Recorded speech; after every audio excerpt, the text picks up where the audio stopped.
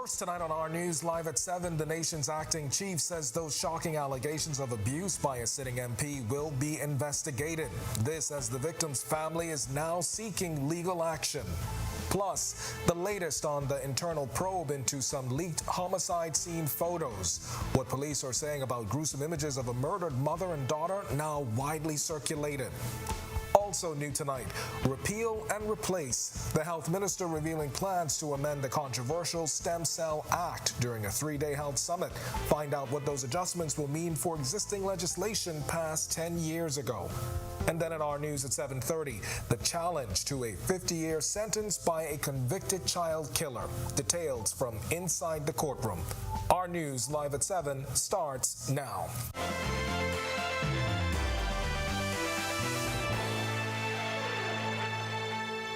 Welcome to Our News Live at 7. Thanks so much for joining us tonight. I'm Kendino Knowles. Amid strong allegations of rape and abuse filed against a sitting PLP member of Parliament, today, Acting Prime Minister Chester Cooper weighing in. The victim's family, who spoke to Our News yesterday, said she filed a complaint with police in Grand Bahama on April 7th, and the family is now seeking legal action after the victim alleges she was raped, choked, and the lives of her and her family threatened. Cooper saying the matter is in the hands of the law. There is a complaint with the police in relation to some very serious allegations. I'm certain that the police will investigate aggressively, and we believe in the rule of law. And we are confident that due process will prevail and the police will do their jobs. Meantime, investigators are also tonight trying to find out how and who leaked photos from the scene of a recent double homicide. The disturbing images of the mother and daughter who were found dead in an apartment last Friday have since been widely circulated online, on social media, and through messaging apps. Police Press Liaison Chief Superintendent Chrislyn Skippings telling Our News that the matter is being taken very seriously. We have launched an investigation into that matter to find out where the leak came from. And I can say that wherever or whomever created the breach, actions will be taken against them. And so I'm asking persons who may have seen the photos, those who still have them in their possession, I'm asking you to be considerate of the families, delete the photos. Please do not circulate them no longer. Let's be more sensitive as a people. And depending on the outcome of the investigation, the Chief Superintendent telling us it could change the way the force handles information internally. We haven't seen any leaks in a long time, and so this one calls for some concern. And so I can assure you moving forward, we will definitely deal with how we communicate or correspond information relative to any matters within the Royal Bahamas Police Force. All right, and now to this. A veteran corrections officer accused of smuggling drugs into the prison has been convicted. Herman Major, who has worked at the Department of Corrections for 39 years, was convicted of possession of dangerous drugs with the intent to supply and taking prohibited items into the correctional facility following a trial before Magistrate Samuel McKinney. Major was fined $5,000 on the drug charge with a default sentence of 9 months in prison. He was also fined $2,500 for taking prohibited items into the prison and will serve 6 months in prison if the fine isn't paid. Major, who was represented by Christina Galanos, already filing a notice of intention to appeal his convictions. Now, according to the prosecution, Major brought a pair of Nike Air Max tennis shoes to the prison for an inmate in maximum security. To the property intake area, they say another officer cut open the soles of the shoes after noticing the stitching was non-factory and found 5 ounces of marijuana hidden inside. In his testimony, Major denied knowing drugs were hidden in the shoes and said he was unaware of a prison policy that prohibited officers from bringing property to inmates. And an armed robber who police say is responsible for injuring and robbing another man of his 2012 black Nissan March is being sought by investigators tonight. The victim was at a home on Cowpen Road around 11 a.m. when police say he was accosted by a gunman dressed in dark clothing who demanded his keys before telling him to run. Police say the victim later heard gunshots and realized a bullet had grazed his left foot. If you have any information that can assist police, you're asked to contact them at 502-9991 or Crime Stoppers at 328-TIPS. And from this latest armed robbery to the opening of a two-day regional symposium on violence and crime in Trinidad and Tobago, where Prime Minister Philip Davis insisting the greatest shared concern across the Caribbean community is the fact that every gun used to commit a crime is smuggled into member countries. The Prime Minister, who also serves as CARICOM chair, further noting that 70% of all violent crimes stem from those same guns. Here's the Prime Minister sharing some more alarming statistics. In the Bahamas, 98.6% of all recovered illegal firearms can be traced directly to the United States.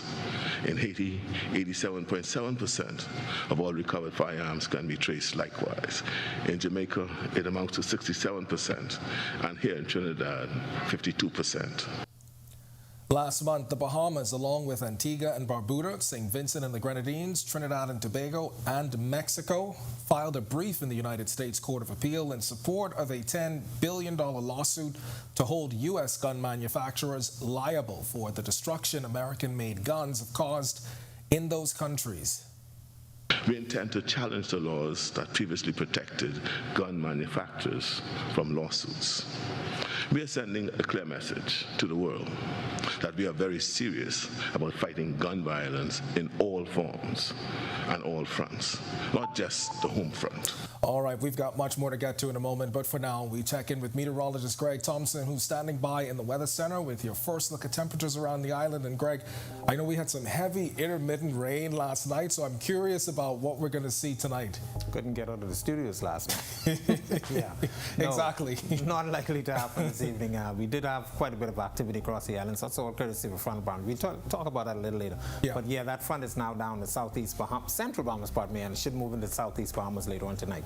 78 degrees outside the studios with just a few clouds. Much pleasant conditions out there. Better than what we had last evening. North-northeast winds at 14 miles per hour. Slightly breezy, and your winds at 7. Your feels-like temperature is at 77.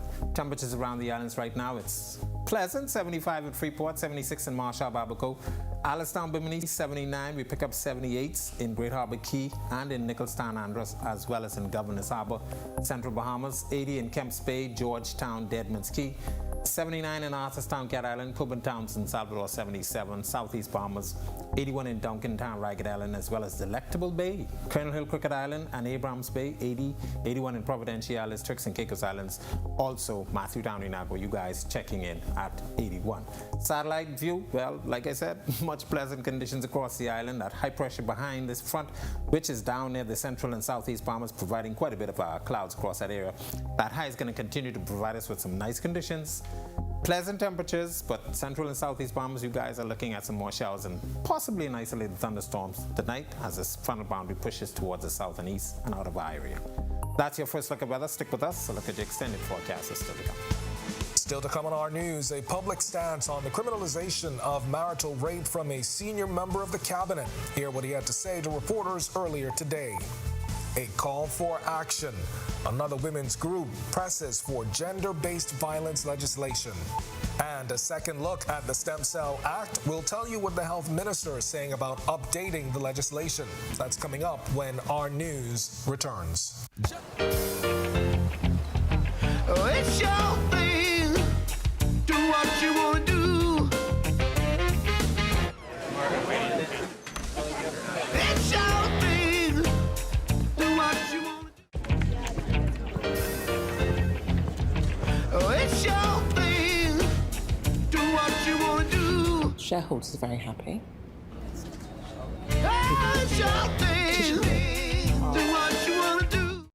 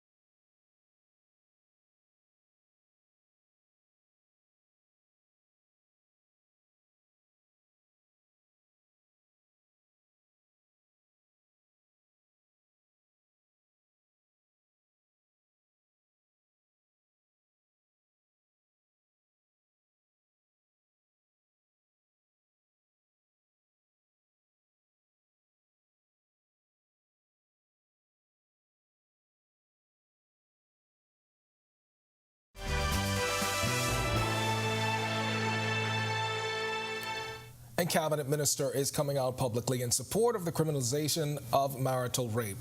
Works Minister Alfred Sears, who is also the sitting member of Parliament for Fort Charlotte, weighing in outside of Cabinet this morning. During the debate, and when the debate comes before Parliament, I can state as the Member of Parliament for Fort Charlotte that I support the criminalization of rape in any circumstances. That's my position. All right, and another women's group speaking out against gender-based violence. The Free National Movement Women's Association, the latest to push for legislation to punish perpetrators and protect victims. Senator Michaela Barnett Ellis calls it a matter of national security and public health as draft legislation sits long overdue on the shelf. Megan Shepard has the story. It sets out a procedure for police to follow when complaints are made. It expands the scope of protection orders. And as Senator Seymour said, it requires the government to build shelters and partner with NGOs. This draft legislation is a much-needed first step to provide a comprehensive and integrated approach to combating and responding to gender-based violence. Senator Maxine Seymour says the government must take immediate and tangible action to protect the most vulnerable in the country. She says she believes the government's priorities are not in order. Hear me clearly. In fiscal 2022-2023, the New Day government is spending $5.2 million on our independence celebration and $16.1 million on travel and subsistence and $0 on the construction of a safe home for abused and battered women. President of the Women's Association, Vanessa Scott, says education and awareness must start at home, and it must start early. Mentorship for our young men and women is so very important. Conflict resolution should be taught in schools from as early as primary school. Studies show that children that are abused eventually become desensitized to violence, and it becomes a way of life for them. All right, that report there from our Megan Shepard. If you want to see that story again, you can visit ournews.bs.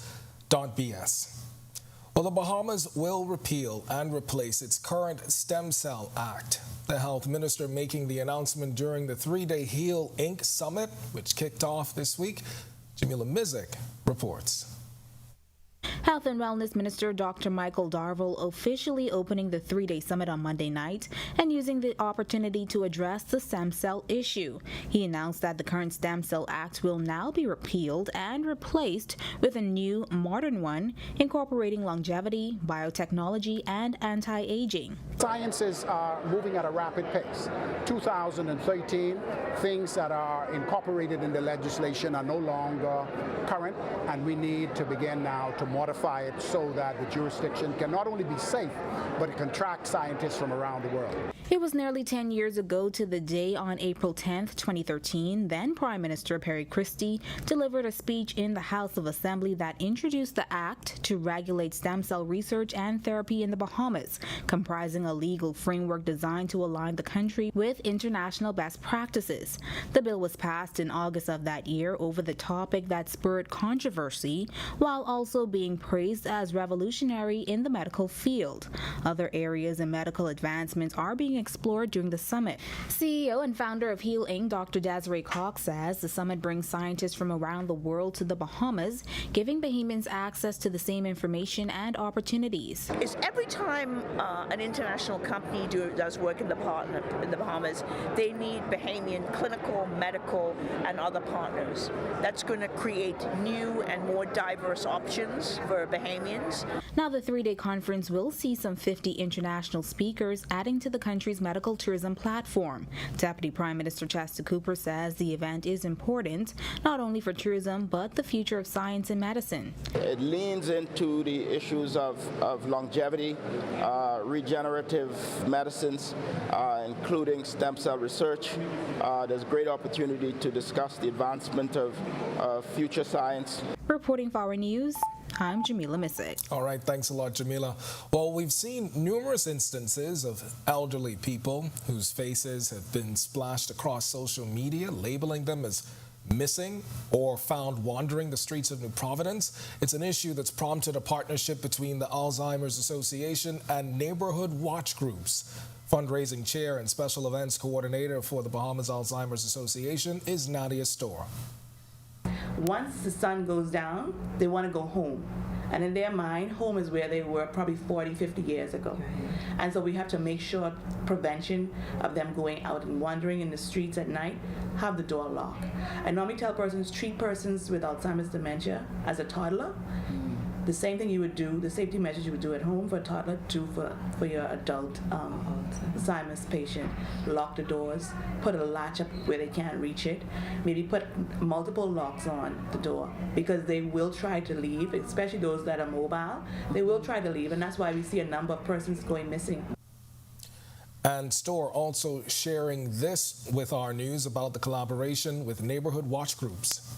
Right now we are working with the Stapleton Gardens Crime Watch Association, Mr. Smith, and he's been a really good partner with us, and we are going to be getting a registry for the persons in the Stapleton Gardens community for right now. This is going to be the initial venture that we're going, but we're hoping that this will go for the other crime watch groups, for the National Crime Watch Group as well. When our news comes back from the break, we turn our spotlight to stories making headlines across the world as more disturbing details surface about the most recent high-profile shooting of a black teenager in the United States. Plus, billions of dollars worth of cocaine seized in a 15-country operation across Latin America. And a rate hike for consumers in Grand Bahama, a clear indication that it's a good time to start seriously conserving water. We'll tell you how when our news returns.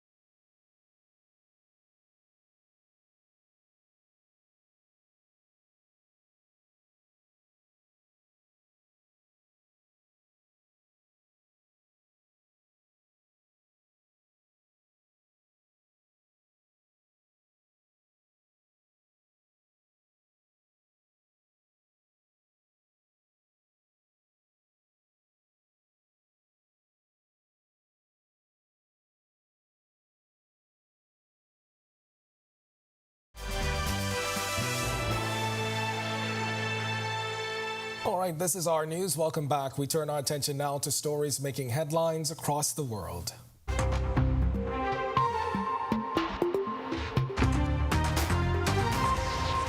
At least 185 people have been killed and over 1,800 wounded in Sudan since fighting erupted. The United Nations reporting as much as explosions and gunfire thundered outside the Sudanese capital, Khartoum. The unrest comes as the army and a powerful rival force have battled in the streets for the past 4 days for control of the country.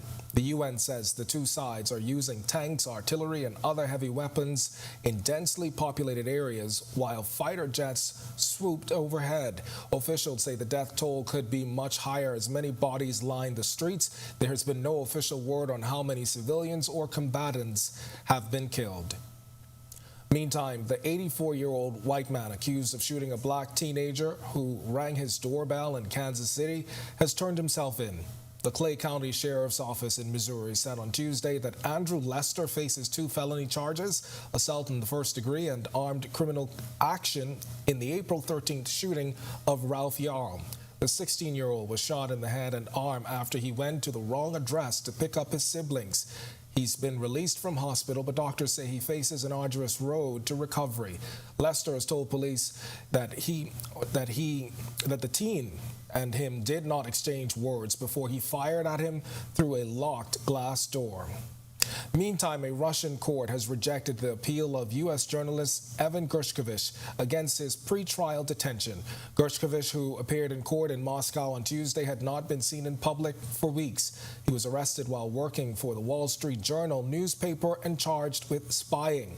He will stay at a former KGB prison until at least May 29th. Along with his lawyer, U.S. Ambassador to Moscow Lynn Tracy was also present in the courtroom. The charges against Evan are baseless, and we call on the Russian Federation to immediately release him. We also call for the immediate release of Paul Whelan. Paul has been held more than 4 years in Russia. Both men deserve to go home to their families now.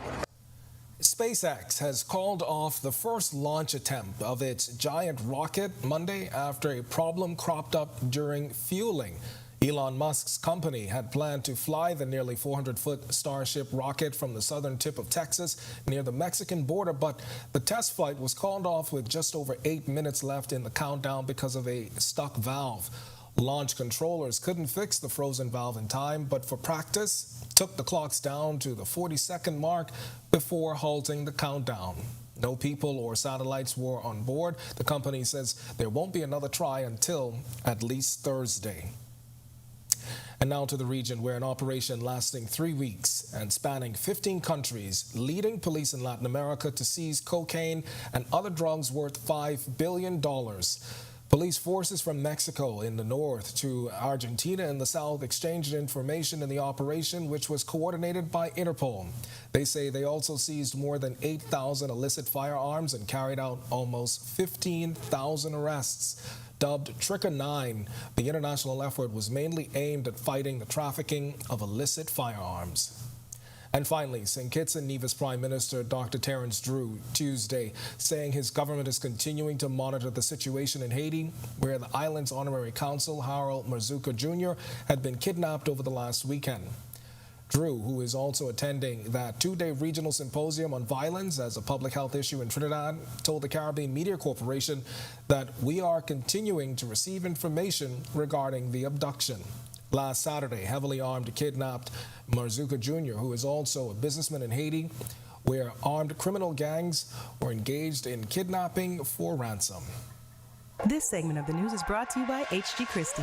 List your home in Grand Bahama with H.G. Christie. Visit our new office in the Port Lacaya Marketplace. H.G. Christie, celebrating over 100 years of service. Our News reporting earlier this week, a request for approval for a rate adjustment from Grand Bahama Utility Company. The application was made to the Grand Bahama Port Authority. GB Utility Company Chief Operations Officer Filcher Grant Adderley blamed the hike on the fallout from Hurricane Dorian, which depleted 60% of the island's water supply and forcing the company to come out of pocket for millions of dollars. However, the hike will only affect a little more than half of the consumers. 40% of customers using less than 2,000 gallons of water will not be affected by this increase. For Grand Bahamians, this is a good time to start looking at ways to conserve. Wellfield Officer Olethea Gardner Miller. When you're brushing your teeth, you turn off the water after you've already wet your toothbrush and fill up the glass for rinsing your mouth and turn off the water. And then something that we always ask people to do on a regular basis, on a monthly basis, is to check their faucets, their pipes, and their toilets for leaks. So any little small leak, of course, will add up towards your wastage of water. Still to come in our news, today in history, find out interesting facts about the day that was April 18th, including the 1994 first sitting of the Supreme Court outside New Providence. Plus, it's World Heritage Day.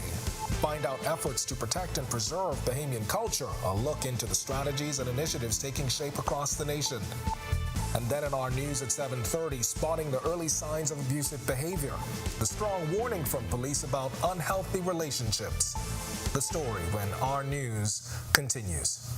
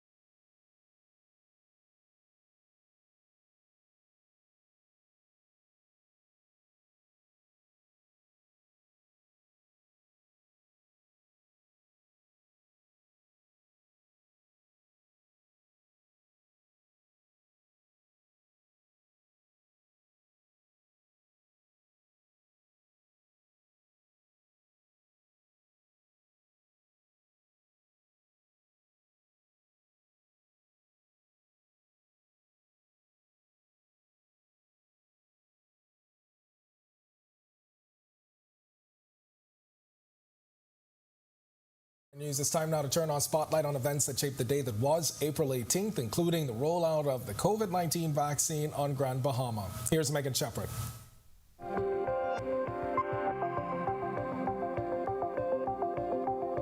On this day in Bahamian history, in 1833, James Gambier died in England. Gambier was born in New Providence on October 13, 1756. He was the son of John Gambier, who served as lieutenant governor. The Historical Society notes that at the age of 11, the younger Gambier became admiral of the fleet of the British Royal Navy, serving from 1767 to 1833. Gambier on New Providence carries his family name. Then fast forward to 1994, when the first sitting of the Supreme Court was held outside New Providence. The sitting was held at the Garnet Lavardi Justice Complex in Freeport, Grand Bahama. On April 18, 2012, at the height of the election campaign season, the Democratic National Alliance held a march against crime, in which supporters carried placards and chanted songs shouting, "Vote DNA, stop the murder rate." Then DNA leader Branville McCartney said enough had not been done to deal with the issue, despite a package of crime bills passed in Parliament the previous year. If you murder a bum, if you murder someone who lives on the streets, if you murder anybody, that murderer, if you found guilty of murder, that murderer ought to be executed. Then in 2013, 6 days after he was airlifted to a Florida hospital, then Superintendent Clayton Fernando returned home after he was shot multiple times outside his home. And it's good to be back. Thank God that I'm here and I'm alive today. It's only through him that I am here today, and I want to give him the honor and the praise. Despite his injuries at the time, he and a team of officers aggressively pursued two suspects who were subsequently subsequently arrested within 24 hours of the crime. Both suspects were charged, convicted, and sentenced to 30 years in prison. 9 years later, on July 5, 2022, Fernando, who enlisted into the force in 1982, made history, becoming the 9th Commissioner of Police in an independent Bahamas. And finally, on this day in 2021, Grand Bahama residents began receiving doses of the COVID-19 vaccine in a phased rollout on the island.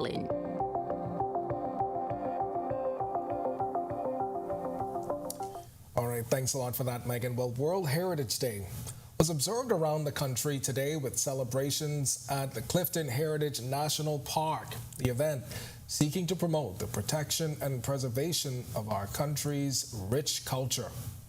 Director of Educulture Bahamas Limited, Arlene Nash Ferguson, sharing with the audience that heritage should not only be observed as history, but a way of life. Heritage is critical to our sense of well-being, our orientation and placement in world society. Heritage tells us in Bahamian English who we is, that we have a past and we have a history. It plays a critical part in shaping our identity. It also tells us how we got where we are today and leads to greater self-awareness and pride. Environment and Natural Resources Minister Vaughn Miller saying that climate change and heritage preservation, they both go hand in hand. This year's theme is Heritage Changes. And the recent themes, including this one, has a lot to do with climate change and how it relates to cultural change.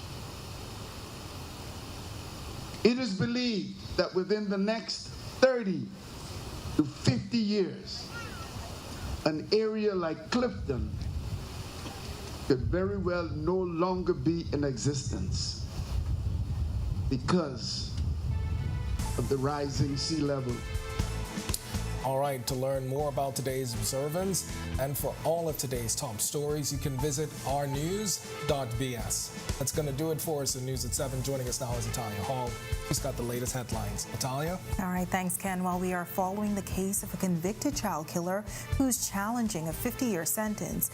And those water woes on Grand Bahama are being addressed. What you need to know is straight ahead. Here are your latest headlines. A 50-year sentence challenged tonight on Our News Live at 7:30. A man who killed a 12-year-old boy is appealing his sentence to the Privy Council. More details straight ahead. And more resources. The nation's leader calling for more assistance in the fight against crime. Plus, recognizing early signs of abusive behavior.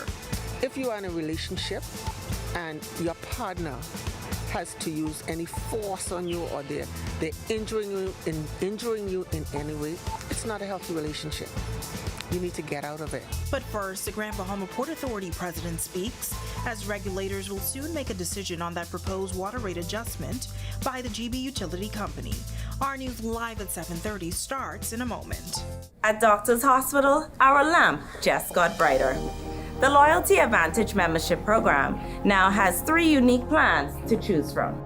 From Lamp Prepaid with free prime care visits and service line discounts, Lamp Insured with copay waivers and 0 upfront collections at the ER and inpatient services, or our new Lamp Access, a free plan that offers 10% off lab, pharmacy, and imaging. Lamp has a plan for everyone. To sign up, visit our website or give us a call. Doctors Hospital, trusted and best care now.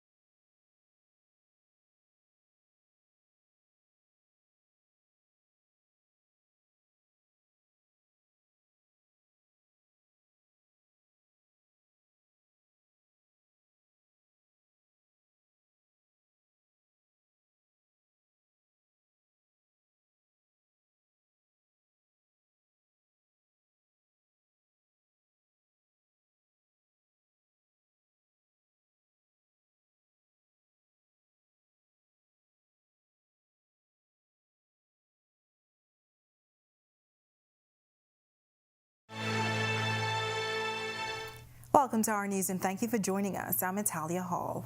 A man who killed a 12-year-old boy 2 decades ago is trying to have his 50-year prison sentence overturned.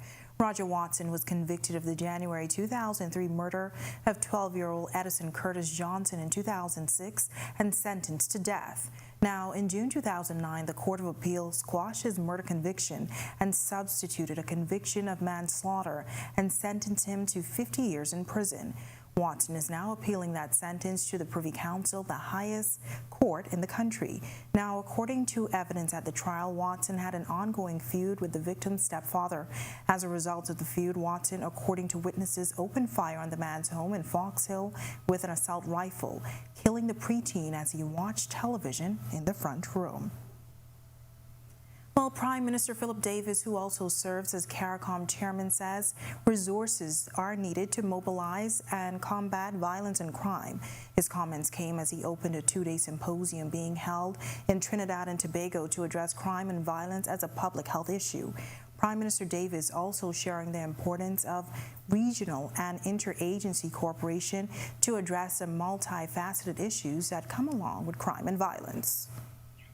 CARICOM has embraced the view of violence as a public health crisis, requiring comprehensive interventions to battle an epidemic that has claimed far too many lives. As we would with any public health crisis, we must define and monitor the problems, identify the risks and protective factors, and develop mitigation and prevention strategies to halt the epidemic. And the Prime Minister also says more emphasis should be placed on protecting women and children as well as young men throughout the region. CARICOM is committed to fighting violent crime in all forms. There must be zero tolerance for violence against women and children, and there must be more outreach to and support for our at-risk young men. There is considerable research suggesting that a young man who makes it to adulthood without committing a crime is far less likely to become a criminal. Given this trend, it is critical that we provide more support for our boys in their transition to manhood to keep them on a productive and peaceful path. All right, well, a 22-year-old woman of Lewis Yard was arraigned in the Freeport Magistrate Court for procreation and abetment to unlawful sexual intercourse. Princess Dorset was not required to enter a plea to the charge. Bail was denied and she was remanded to the Bahamas Department of Corrections until June 20th. Also, 35-year-old Christopher Curry of Lewis Yard faced the same charges. He was not required to enter a plea, bail was denied, and he was remanded to prison until June 20th. Gender-based violence has been a major topic in recent times, and police are sharing the early warning signs that your partner may not be a safe choice, as well as where you need to go when you need to leave. Our Marlena Leonard reports. Please do not stay in any toxic relationship. Relationships should be loving and fun and caring, not one where you're afraid and you're getting battered and bruised. That's Chief Superintendent Chrislyn Skippings with a strong warning to not take unhealthy relationships lightly. Skippings lists some of the early signs of a problem and urges people not to ignore the red flags in hopes that they can get out before things escalate. If you're in fear, you can't move when you want to move. They're always asking you where you're going. I need to see your phone. You can't talk on the phone. You can't have friends. All of those are indicators that something is wrong in the relationship and you need to get out. If you see it early, do not stay. Someone raising their voice loud at you, always using excessive force with you, do not stay. You need to get out. If you're in a situation where you're afraid to leave, as statistically attempting to leave can be dangerous, Skipping suggests reach out to our domestic violence unit, the newly established unit by our Commissioner of Police. We're asking you. We are here to help you. They will be able to channel you to the various agencies to help you with that exit plan. And so that's why we want you to reach out. Reporting for Our News, I'm Marlena Leonard. All right, thanks, Marlena. Well, rainy conditions this week in the capital, but are there any chances that those conditions will continue? Meteorologist Greg Thompson is live in studio with a first check on weather. Greg? No, we had some very nice changes to the weather with that frontal boundary that pushed to the south. So officially at the airport, though, we had almost an inch of rain, overnight, a couple of severe thunderstorm warnings, but that is gone. 77 degrees outside our studios right now. A few clouds. The winds out with northeast at 15 miles per hour. It's a little breezy out there. and it is very comfortable at 77 degrees with your feels-like temperature. Satellite view, quiet across the northwestern parts of the central Bahamas, a high-pressure system building behind a frontal boundary, a very active one. It's actually still active across the southeast and central Bahamas, portions of it. Showers and thunderstorms spreading across the southeast Bahamas. We will continue to see that action tonight, but that high pressure will continue to sweep things out, and we should see some very nice conditions for the remainder of the week. That's your quick check on weather. Stick with us. A look at your extended forecast is still to come. Still to come on our news, the Grand Bahama Port Authority president is weighing in on that rate adjustment request by the Grand Bahama Utility Company, how using less than 2,000 gallons may save you money. Plus, are you interested in helping develop Family Island airports? Well, you still have a chance, as government has extended the deadline for submissions in its public-private partnership arrangement. And one of the country's natural resources and tourist attraction may be at risk following evidence of a deadly disease. Find out the new task force charged with saving our reefs. That's all coming up when our news returns. When I had got prostate cancer,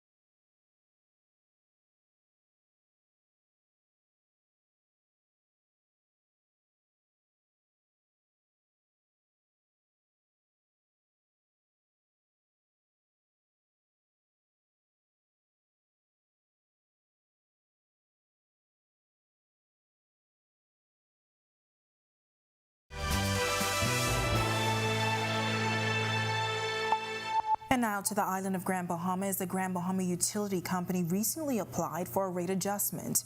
Now, the adjustment is not expected to impact some customers, but is still a concern for some residents. While I spoke to the president of the Grand Bahama Port Authority. Grand Bahama has gone through very challenging times, especially after Dorian and then the pandemic.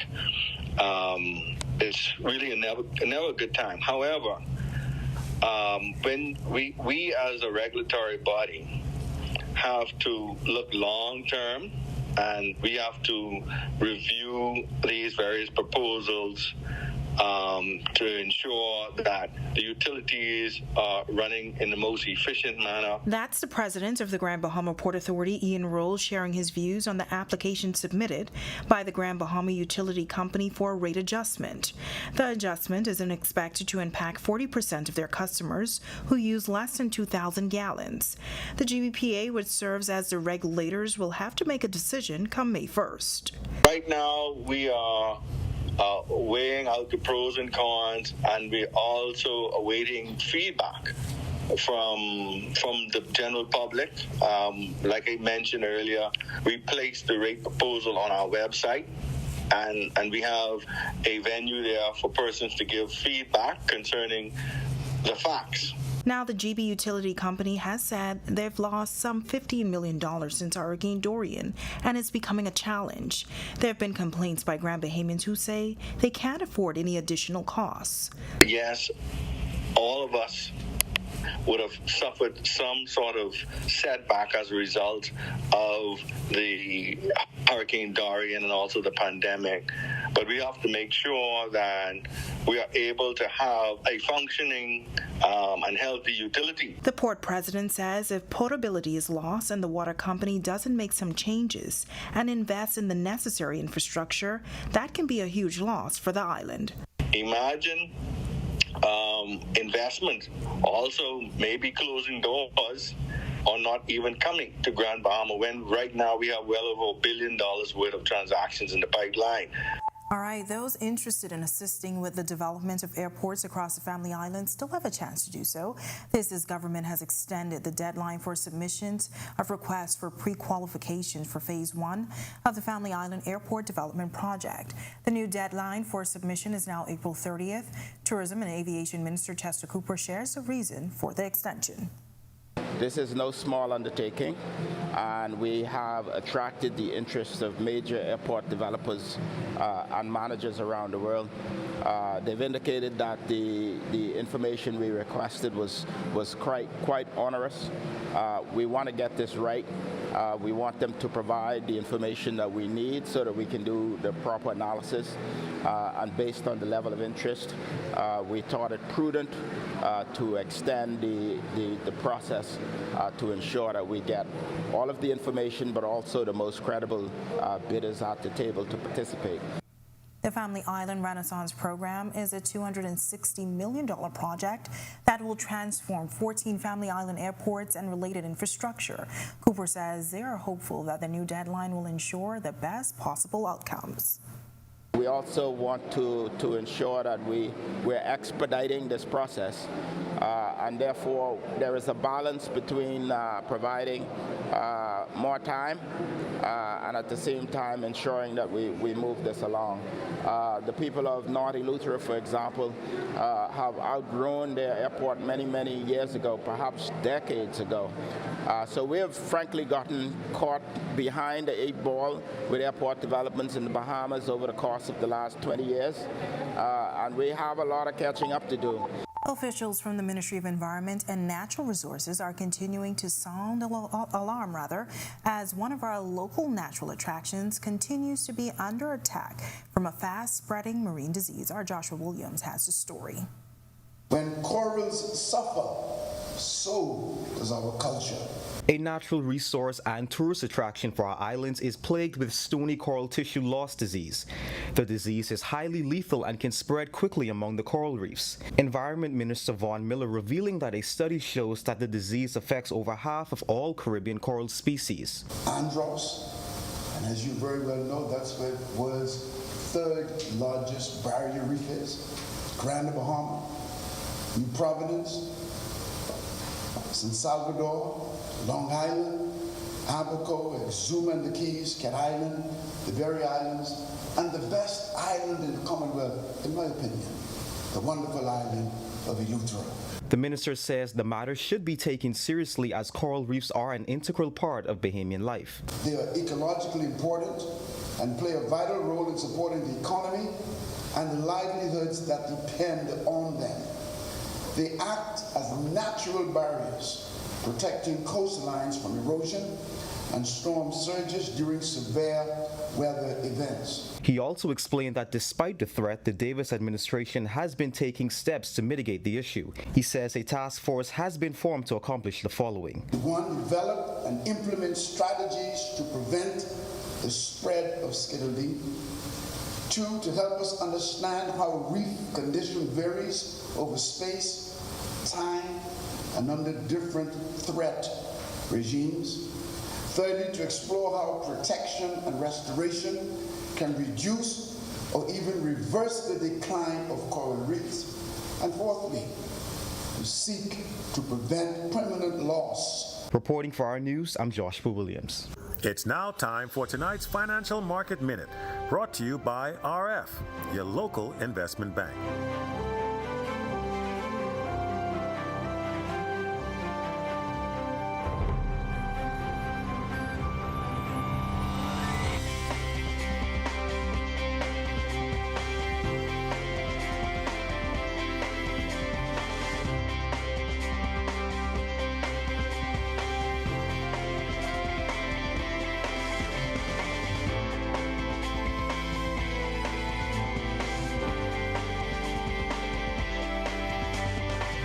This has been your Financial Market Minute.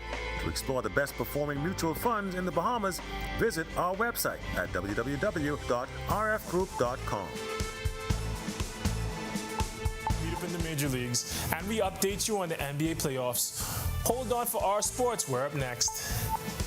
Clear skies this evening in the nation's capital. Meteorologist Greg Thompson is back in the Weather Center with the weekly planner right after this break. Stay with us.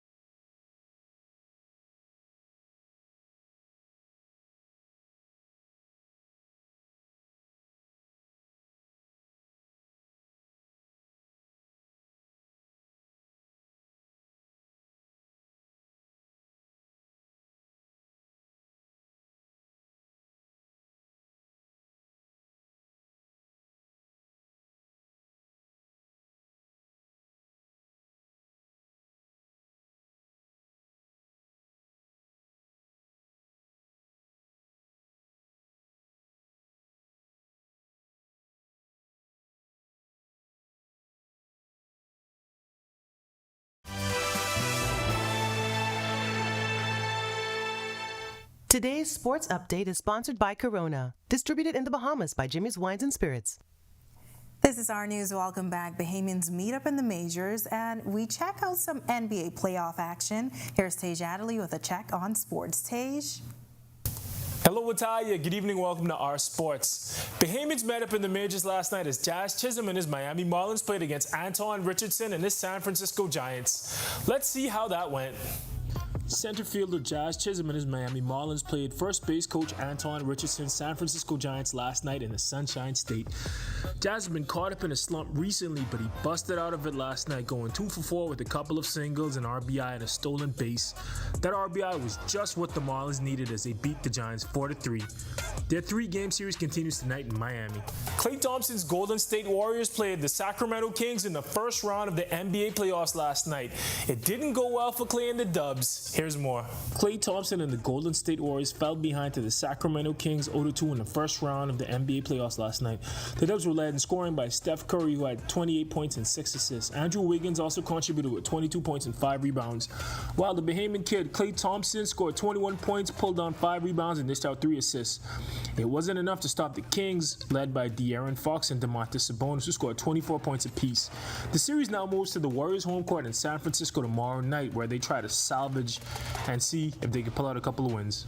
And finally, the women's under-20 soccer team is playing right now at the Jean Francisca Stadium in Willemstad, Curacao, literally a few feet away from where the Carifta swim team ran their 5th straight title last week. We'll have more on that tomorrow. That was your look at sports. I'm Tej Adderley. Heavy thunderstorms and rain for the week, but will those conditions continue? Greg is back with the answers right after this quick break.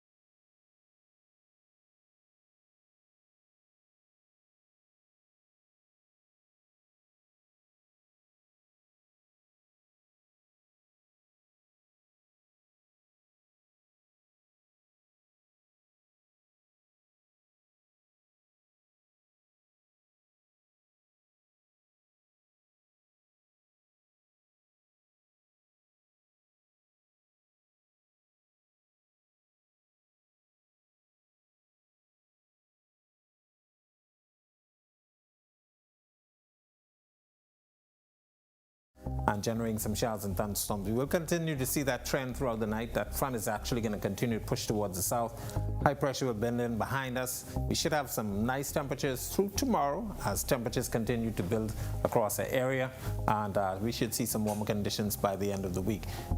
Taking a look at our future forecast, moisture associated with the front still hanging out near the central and southeast Bahamas. We put this map in motion.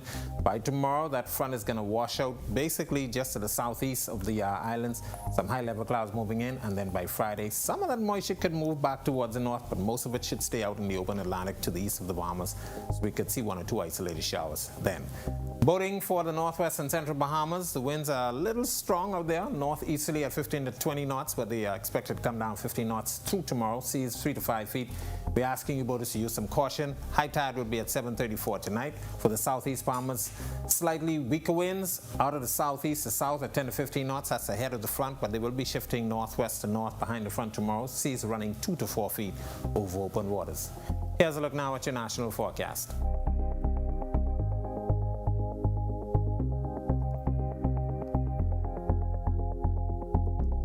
In your extended forecast, nice day tomorrow. Somebody wants to clean the car, yeah, you could go ahead and clean the car, but Thursday we do expect some more of that moisture to move back towards the north, so we might want to hold off there. And then by the end of the week, we should see some nice improving conditions. There is another weak front we expect to get here by the weekend, Saturday, Sunday time frame. Maybe an isolated shower or two expected. That's a look at our weather. Back to you, Italia. All right, thanks so much, Greg, and thank you for joining us for our news tonight. On behalf of the entire team, I'm Natalia Hall. We'll see you tomorrow night. Have a great evening.